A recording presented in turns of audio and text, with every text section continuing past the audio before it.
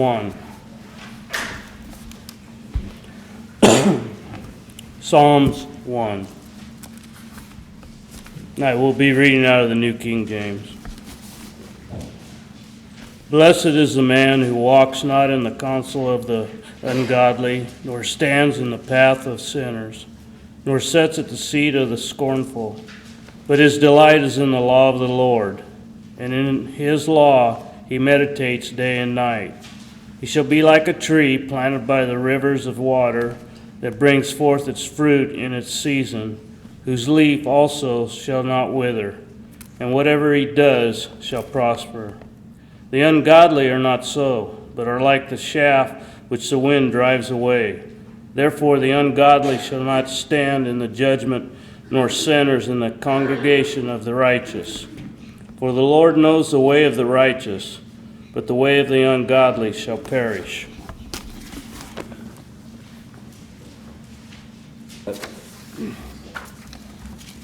I don't know about you, but when someone tells me that there are only two kinds of people in this world, I tend to shut them out.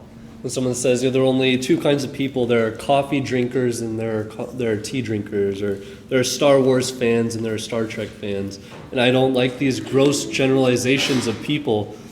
But at the same time, in Psalm 1, this is what we see.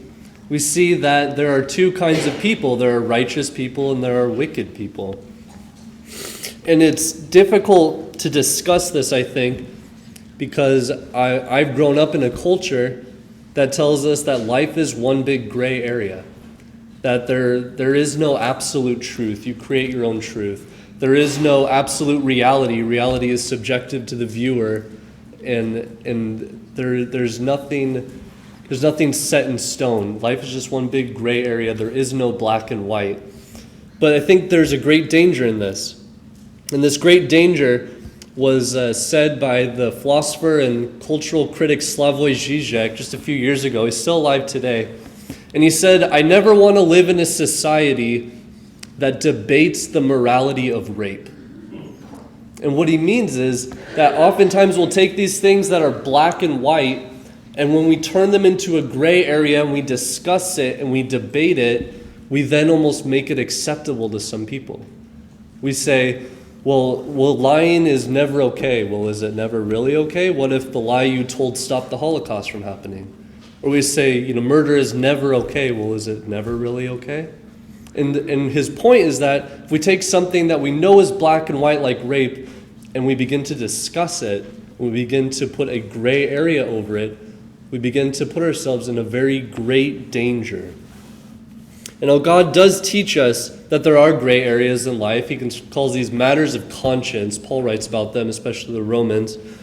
But what we have here in the Psalms is an area that is black and white. There are righteous people and there are wicked people. And what he writes here, the psalmist, reminds me of what God told Israel just before they entered the promised land. At the end of Deuteronomy, God is telling Israel his covenant. He's telling them the blessings and the curses of keeping or being disobedient to the covenant. And he tells them, "See, I have set before you today life and good, death and evil." That God has set before them two paths, and they have the choice. They can either be righteous or they can be wicked. And the Bible does at times tell us that there are two kinds of people. There are righteous people and there are wicked people. And there are sheep and there are goats. And there are those who serve the real God, and there are those who serve the God that they make up. Now, a large portion of the Bible is dedicated to warning people about the dangers of idolatry. This subject comes up again and again and again, and I think the answer to that is found in Psalm 1. You see, in Psalm 1, we have these first two verses where there are these outside influences that affect a person. And then in the next two verses, what we have are these same outside influences, but only one of them provides any form of nourishment. And then the last two verses, we have these outside influences, but the thing that nourishes them is also the thing that judges them. Now let's start going through this. In Psalm 1, the first two verses say, Blessed is the man who walks not in the counsel of the wicked, nor stands in the way of sinners, nor sits in the seat of scoffers. But his delight is in the law of the Lord, and on his law he meditates day and night. And you'll notice that whether a person is righteous or whether they are wicked doesn't have to do with how they're born or anything like that. It has to do with these outside influences. Now, for the wicked man, he actually lists in these first three examples, it said a wicked man is someone who will walk in the counsel of the wicked, who will stand in the way of sinners, and who will sit in the seat of scoffers. This wicked person is someone who has an outside influence, often from crowds. We know that in Proverbs chapter 13, verse 20 says, "Whoever walks with the wise becomes wise, but the companion of fools will suffer harm." Now, why would someone want to be amongst wicked people? I think the answer to this is something we actually see in psychology. And what we see is that there is a pattern for people who are pedophiles to then engage themselves with other pedophiles to make themselves feel better about being pedophiles. I think the short of that is people go to the answers they want rather than the answers they need. This is why people will often reject God, is because God tells them the thing they need, but he doesn't tell them the thing they want. This is why people will go to crowds of wicked people. They'll sit in the seat of scoffers, because these people will give them the answers they want. And it reminds me of Rehoboam in 1 Kings, who, he's the king, and the Israelites were having a really hard time. And they're struggling with all their work and their labor. And they go to Rehoboam and they tell him, please loosen our load, lighten the burden. And Rehoboam seeks the advice of elders who tell him to lighten the burden so that the people will then serve him and they'll love him. And then he goes and seeks the advice of young people, his own peers. And they tell him to make the burden heavier, weigh them down, and show them who's boss. Right? You're the king. And Rehoboam does the latter. He listens to the advice he wants, and ultimately it winds up being his own destruction. And so we have these outside influences that are affecting people, these crowds that are affecting wicked people. And the outside influence of the righteous man says, but his delight is in the law of the Lord, and on his law he meditates day and night. Now he says the law of the Lord, what's he talking about? He's not talking about the New Testament. He's talking about some of that really hard to read stuff that we don't always want to read. But those things have an incredible amount of wisdom and direction in them, and the law of God can guide people. Now this, however, is essential to understanding the motivation of idolatry. Because idolatry wants to capture our senses. We want things we can see.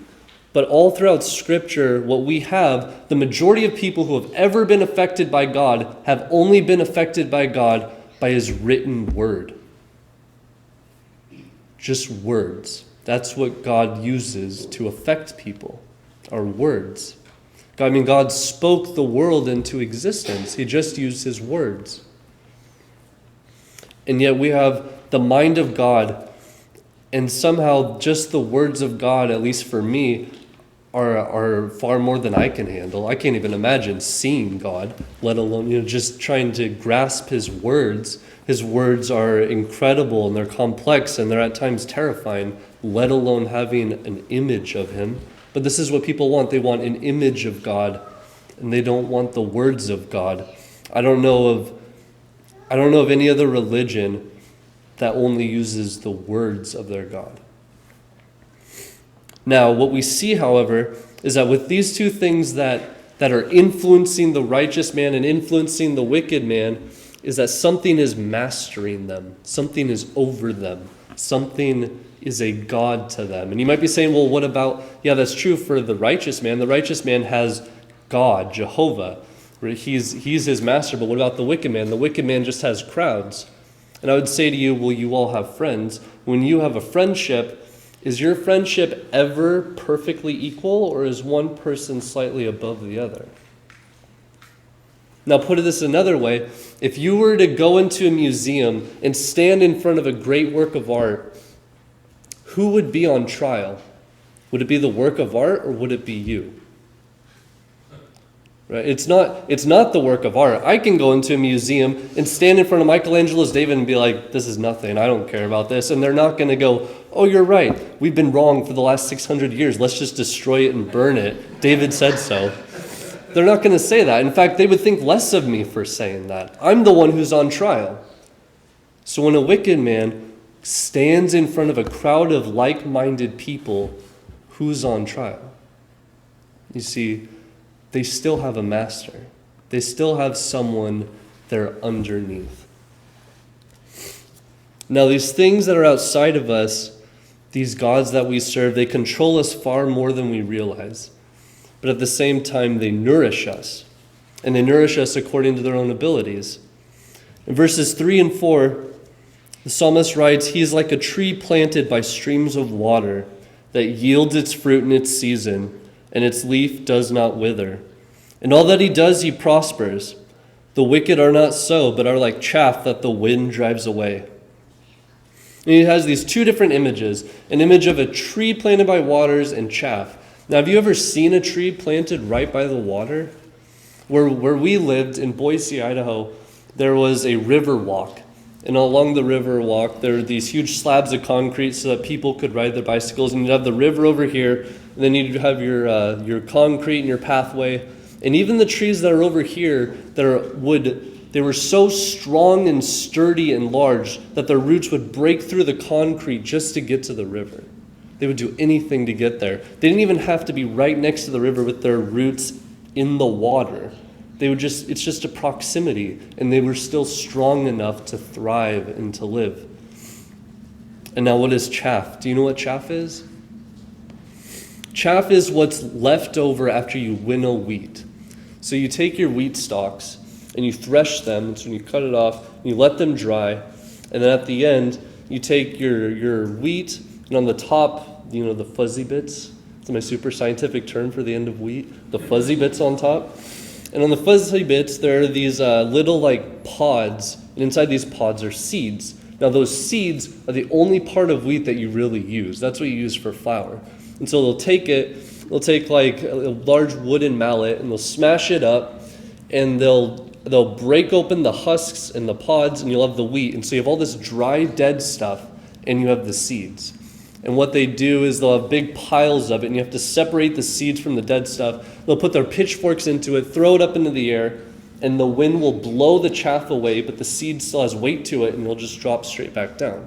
And so this is a process that you do as the wind blows the chaff away and separates the chaff from the wheat seed.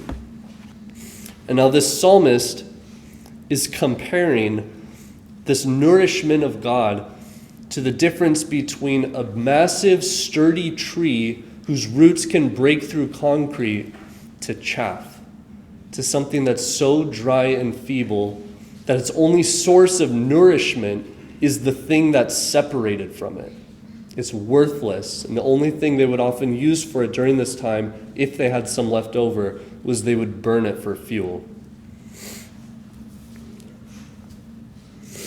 Now, what we see here is that the psalmist is making this transition that, yes, a wicked man and a righteous man can have these outside influences, these things that affect them, but only one of them actually provides nourishment. The gods that we set up for ourselves, our own idols, the things we worship and put above God, give us no nourishment. It's not like the wicked man had a little bit of nourishment and it just wasn't as much as the righteous man. It was no nourishment. It was a lack of nourishment. They were totally dead, and they're dry, and they're feeble, and they blow away with the wind. Now in verse 3, we also get an insight into one of the themes of this psalm. We have to understand, he says, in all that he does, he prospers. What the psalmist is not saying is that this is what we call a prosperity theology. And what that means is if you do good things, God will bless you physically. That's sort of what it comes down to. There are a number of people, I mean, all throughout time, I guess this has happened, but today, some of the largest churches in the world are overseen by preachers who preach a prosperity theology, who tell people, if you do what Jesus tells you, then you'll just get that raise you were always looking for. You'll get that house you always wanted. That's kind of what a prosperity theology is. And that's not what he's saying. He's not saying because in all that he does he prospers, you should then go start a business because God is watching over you and your business has to succeed because you do what God says and you have God's arm behind his back. What he is actually saying, which is really important for understanding the psalm, is that the way of the righteous lasts. It's eternal. And this is a theme that comes up through these 6 verses. Because right before it he says, its leaf does not wither. This is the idea of something that is nourished and it lasts. It doesn't just last for a little bit of time. It always lasts.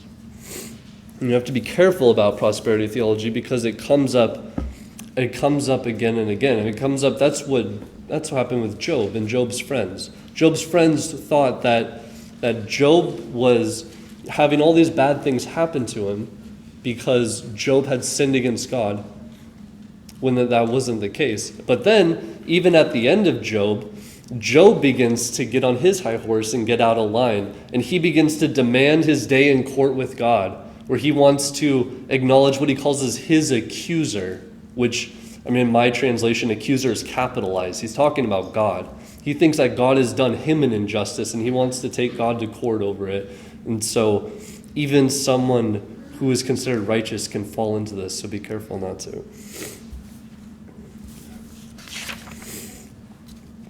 Now, what we see is that in the first 2 verses, yes, there are outside things that influence us, but only one of these things actually nourishes us. The things that you put ahead of God will not only not nourish you, they will destroy you in the end, and they will dry you out like chaff. And then in these last 2 verses, he goes on to show that it's not only something that nourishes you, but the thing that nourishes you is also the thing that judges you. In verses 5 and 6, he says, "Therefore the wicked will not stand in the judgment, nor sinners in the congregation of the righteous. For the Lord knows the way of the righteous, but the way of the wicked will perish." When he says therefore, what is he talking about? He's saying because these trees aren't blown around and they're planted, or because chaff sways with the wind and goes into all these different directions and follows these ideologies and these other philosophies, because the very thing that nourishes you is also the thing that judges you, the wicked will not stand in the judgment. And it's not like there are 2 standards of judgment. And I think this is what we often try to do. When we create these other gods for ourselves, we try to create different standards of judgment that we think we can fulfill. That if my God were just this, I could fulfill this God's requirement, and at the end, I would be okay. But that's not how God works. In this chapter, we see that God is very black and white. That God has a standard of judgment he's going to judge us by.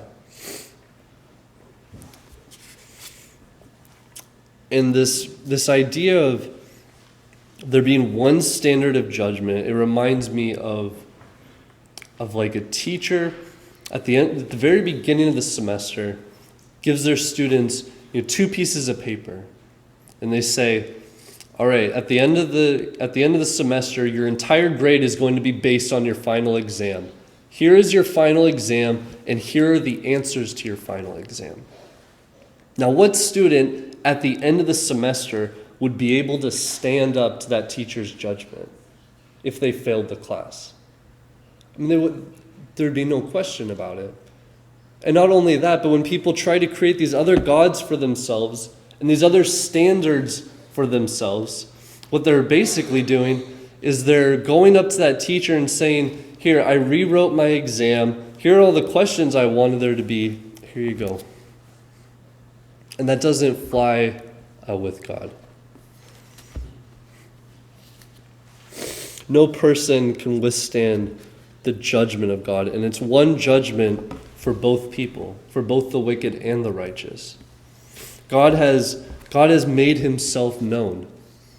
And using this same example, I mean, what God did, God met us so much farther than halfway. God basically said, okay, here's the questions I'm going to give you. Here are the answers. I took the test for you. Just put your name at the top. I mean, God met us so much farther than halfway, and yet we still continue to look for other gods besides this God. Now he says, the wicked will not stand in the judgment, nor sinners in the congregation of the righteous. Now the sinners won't be in the congregation of the righteous, right? They'll be apart from them. Now are the sinners apart from the congregation of the righteous because the righteous cast them out? No, the sinners are apart from the congregation because of what we see earlier, that they chose to stand in the way of sinners. They chose to listen to the counsel of the wicked and to sit in the seat of scoffers. And this brings up a question that often comes up, which is, do people choose hell? And I think a fair answer to that question is not so much that people choose hell, but that people choose sin. I think that people choose sin without fully understanding what it means to be separated from God. And I don't know about you, but inside myself, this stirs great compassion. I have great compassion for people who are caught up in sin because they don't understand what they're doing. It's like they just want what they want. It reminds me of a child what child would be able to live past about the age of 2 if their parent gave them exactly what they wanted all the time? I mean, as soon as they found all the little shiny bottles underneath the kitchen sink, the game would be over. Children often want things that are very bad for them to have. And it's the exact same way with people. We often want things that we don't understand are bad for us to have. Things that can really hurt us and harm us. And at the end he says, the Lord knows the way of the righteous, but the way of the wicked will perish. And this way that he's talking about, the way of the righteous and the way of the wicked, he's talking about their lives. The life of the righteous, all the fruit they produce, whether their leaves wither or not, what kind of things they put into their minds, their outside influences, is their ways. And he says about the righteous that God knows them, that God knows the righteous. And the reason God knows them is because the people are walking in these ways that God has already set up. Therefore, God has a relationship with them. And God knows them personally. He calls them by name. What's interesting is you can go back to verse 2 and it says, well, how does a person get a relationship with God? Verse 2, it says, but his delight is in the law of the Lord, and on his law he meditates day and night. Now what we have here is a person learning about God. This person is meditating on the laws of God, and yet the result is that God knows the person. Isn't that interesting? Sometimes I think we don't always remember that when we're separated from God, it's because we've separated ourselves from Him. It's not because He's turned His back on us. We've separated ourselves from God. And when we come to know God, God comes to know us again. Now, the way of the righteous is this way that lasts. He says, but the way of the wicked will perish. And the way of the wicked will perish because they put other things before God, things that couldn't nourish them. There's only one source of everlasting nourishment. There's only one thing that nourishes, and the thing that nourishes us is also the thing that judges us. And so the ways of the righteous and the ways of the wicked are formed by these outside sources. Don't you see?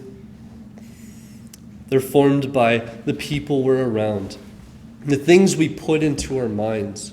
Do we choose to put God into our minds, to listen to the words He's spoken, or do we choose to listen to things other than God? And so the question then is, which God are you going to be obedient toward? The God who promises to give you everything, but instead destroys you in the end? Or the God who destroyed Himself so that you could have everything in the end? The God who sacrificed everything to show you just how much He loves you and just how trustworthy He is. And that's the lesson for this evening. We ended a little bit early again, but I know the Super Bowl is on, so there are a number of you that I think will be very pleased. But if there's anything we can do, if there's anyone who wants to come to know God, if there's anyone who wants to be known by God, if there's anyone who's in help, who needs help in any form whatsoever, now's the time that we'd ask you to please come forward while we stand and sing.